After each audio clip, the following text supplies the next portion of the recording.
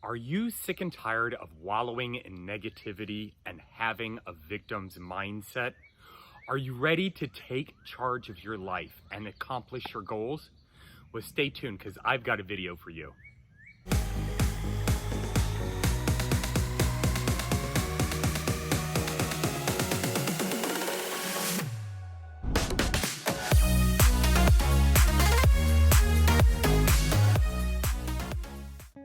Hello, my friends, and welcome to The Simple Sober Life. I am Joshua, and I help others make simple changes to create a life of awesome. Welcome, my friends. Thank you so much for joining me today, and happy 4th of July weekend. It is Friday, and I am off. I hope that you are too, to have a nice 3-day weekend. Whatever you're doing, I hope that you are happy and healthy. I hope you're also enjoying this channel. You know, I try and put out as much content as I possibly can to help you create a life of awesome. So please make sure, if you haven't already done so, subscribe down below and click that bell when you subscribe so you get notified each time I create a video. Also, I am on Facebook and Instagram at The Simple Sober Life, so make sure to follow me over there for more tips, tricks, and awesome information. Whew! It has been a week, let me tell you, my friends. I actually got up a little later this morning. I was up about 4:45 today. I went to bed last night at 11 o'clock, which is crazy late for me. But I even had to pick Luna up off of the sofa and carry her to bed because she didn't want to move. It was super cute, but yeah, I got up this morning and I was working on my book, and it's a funny thing. I've come to the part where I am in jail for the first time for an extended period of time. And it just so happens a year ago yesterday, so July 2nd, 2019, I was getting out of my last extended stay at the big house. So it's kind of weird, kind of serendipitous how it all, how it's all flowing. I am doing remarkably well with the book. I'm getting closer and closer to having that first draft done. I'm super excited for it. I'm hoping to have it done by the end of the month. That is a goal, along with getting all my coursework done so that I can free up a bunch of time to devote to growing the Simple Sober Life and starting a new chapter, hopefully with a new job and, you know, bright horizons looking ahead. But this week has been a little trying, especially at work. And, you know, I've come up with a topic today about eliminating that victim's mindset. And what got me started on this topic and thinking about it was, you know, I have conversations with a couple of guys at work. And, you know, it wasn't too long ago that a guy was talking about, you know, having to do everything on his own and not growing up with, you know, good parents and things like that. And even though someone was trying to give him advice, he would always take the negative. No, I can't do that because, you know, I had a rough childhood. No, I can't do that because of such and such. And here recently, someone I work directly with was sharing some information about his life. You know, his father was a meth addict. His mother was jumping from bed to bed to bed. And, you know, he just had this negative aura around him. And it got me to thinking about how a victim's mindset can create such an obstacle for achieving the goals that we want. And it got me to start reflecting and thinking about my own life and how I have personally used a victim's mindset to come up with excuses or, you know, self-sabotage or, you know, really do things to prevent me from, you know, reaching my full potential and, you know, creating a life that I absolutely love. And so I started diving into some research about, you know, what what sets a victim's mindset, and what are the attributes that come along with that, and of course, and most importantly, how we can start overcoming that victim's mindset. And I came up with some really interesting information. And of course, a victim's mindset can be offset by some sort of traumatic experience. I think we're all pretty much aware of that. If someone is raped, then that victim's mindset can really set in to where and cause a distrust and suspicion about other people around them. But what I really found interesting, and this is completely inflicting, is some people use a victim's mindset as a form of manipulation. So they are so attention seeking that they surround themselves with negativity and exude all of that negativity into a victim's mindset so that other people will feel sorry for them and that they can get the attention that they're actually craving. I thought that was really interesting. And in a way, I think that I've actually done that. I have, expressed before that my childhood, growing up, had some traumatic rough patches in there. And, I have often kind of leaned back on that as to kind of blaming it for the way that I turned out. I'm an alcoholic because my mommy was mean to me. I'm an alcoholic because my daddy wasn't around. I had to raise myself. I had to, become an individual and independent early on in life. And it's so easy to fall into that mentality and pass that blame along to other people or other situations. It's just an easier way of life. And it's not until I got tired of constantly exuding negativity, not just out loud, but always in my head, that I started making changes to that victim's mindset. Now, there are a couple of things that a victim's mindset will lead to. And of course, first and foremost, is avoiding responsibility. I'm not going to be so bold as to say that, a victim of rape or a traumatic experience is in any part to blame or should take responsibility for that. That was something that was completely inflicted on them. However, and being someone of who has experienced some traumatic events in our life, or in my life, I need to take responsibility for my mindset now and for the outcome that I want to produce. Am I going to allow myself to continue to remain a victim, or am I going to forge forward and create something positive from this? And especially while I was drinking, it was really easy, and the only thing that I knew was to fall back on playing the victim. And for a short period of time, it got me the attention that I wanted, and it gave me an excuse to not correct the situation that I was currently in. Another thing that a victim's mindset will lead to is the inability to seek positive solutions. There's always a but behind it. Like this guy at work, one coworker was giving a younger coworker some financial advice, and there was always a but. Yeah, that's a great idea, but my parents didn't teach me about money. That'd be a great idea, except my other boss says I should do this. Oh, that sounds like a perfect idea, but.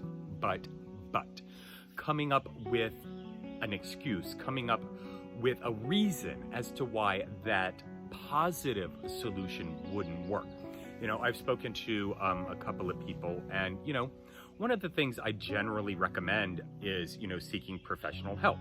I believe that therapy is a fantastic way to, if nothing else, kind of verbally vomit all over someone that, so that you can get it out of your head, kind of clear up that space.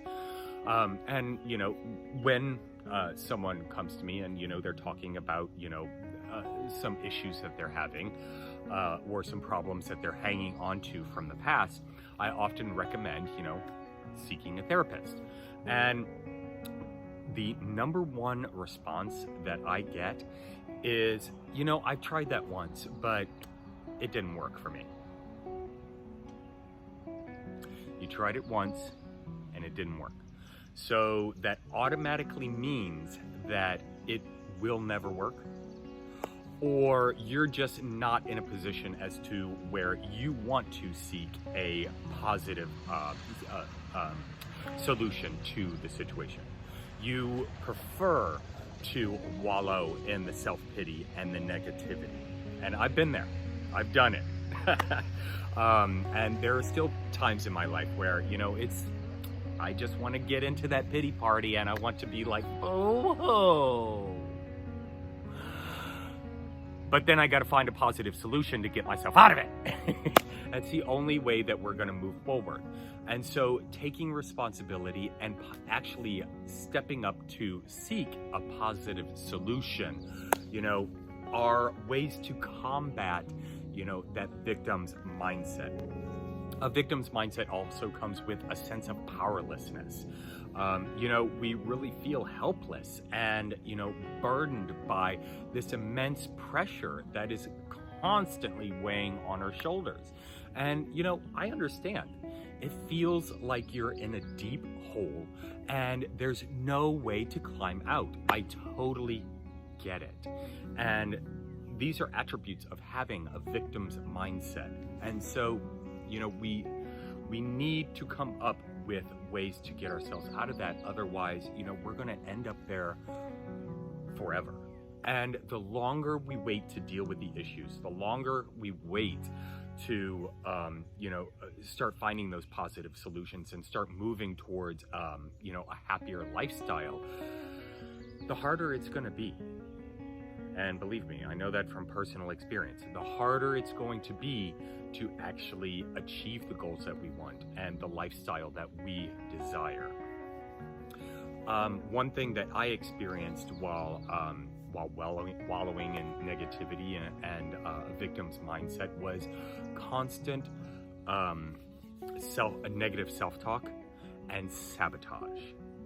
I've mentioned this before. I could not even look in a mirror without absolutely berating myself for, the way that I felt, the way that I looked, the way that, I was going through life.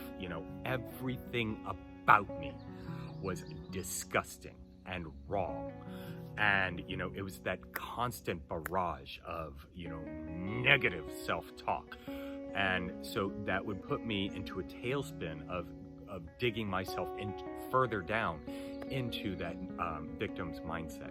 And then, of course, self-sabotage. As soon as something would start going right, I would feel like I wasn't worthy of it, I didn't deserve it, and I would immediately put a stop to anything that was going right. I only deserved to feel miserable. And that's a sad, sad place to be in. And of course, there is always the frustration and the anger. Along with depression, along with having a victim's mindset, I believe that these feelings of animosity and resentment and anger and frustration just have a tendency to kind of boil up and kind of boil over, once they get to a certain point.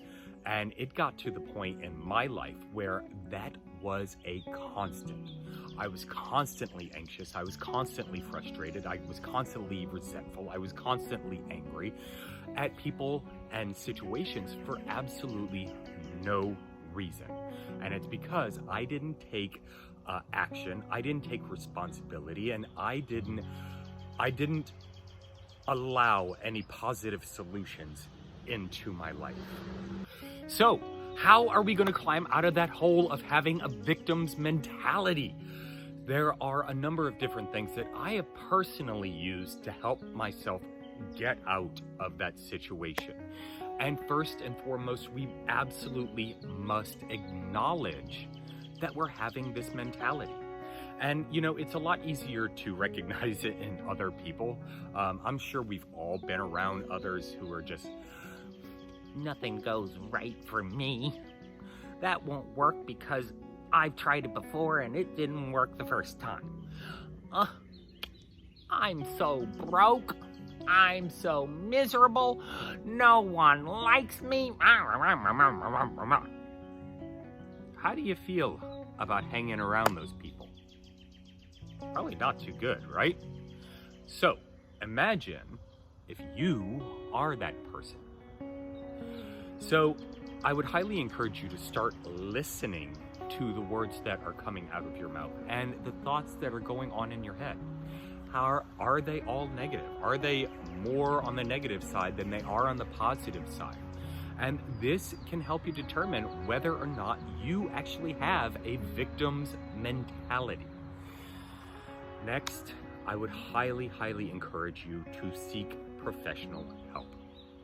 This could be a doctor, this could be a counselor, this could be a therapist, this could be a psychotherapist, this could be a psychiatrist, someone that you feel comfortable with and who has an objective point of view, and go and start talking to them so that you can actually uncover, all that trash that's kind of buried down in there and cut to the underlying issue of why you feel this way. I've gone to therapy and I found it very therapeutic. And, it has helped quite a bit. And, I would actually enjoy getting back into that environment, especially now that I have a sober and clear head. I think I would be able to make a lot more progress and, become even more fulfilled, understanding about myself and, what kind of makes me tick.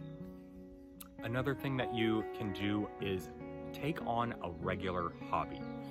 Now, this might sound a little strange, but if you can find something that generally brings you joy and start incorporating it into, your daily or weekly routine, this has the power to, kind of pull you out of that negative mindset, that continuous mind flow that everything is going wrong and everything is against you and the world is conspiring against you. If you can find a hobby that you're generally good at and that you enjoy doing, I would definitely encourage you to start doing that. This could be a workout routine, this could be yoga, this could be, going swimming, and it doesn't have to be physical activity. That's just kind of what's popping off my head. If you enjoy sewing, coloring in a coloring book, for God's sake. But something that brings you joy needs to be incorporated into, a regular routine. Another tip that I have for you is turn off the news. You've already got enough negativity up in here. The last thing you need, and the last thing any of us need, is, professional negativity to be spewed into your life. And that is all the news is. I'm not gonna get into the politics behind it, but news stations rely on ratings so that they can generate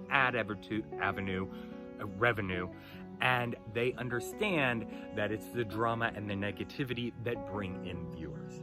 They're playing on your emotions and they understand how the human psyche works.